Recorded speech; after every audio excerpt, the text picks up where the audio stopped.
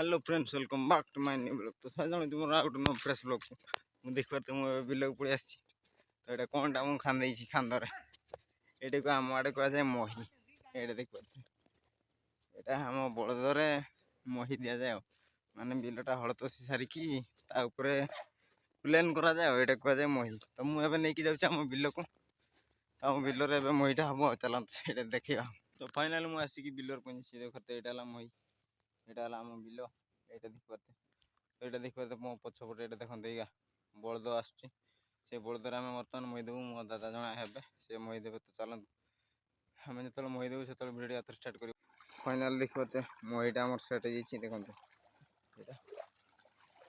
ये जो खाल माने ये बड़ खाबड़ अच्छी ना से गोटे सामान हम ये देख पार्थ मुझे अच्छी मही पूरा सेट देख पार्थ ये बड़ खाबड़ सीधा हम पानी पूरा देखते एमती मही दि जाए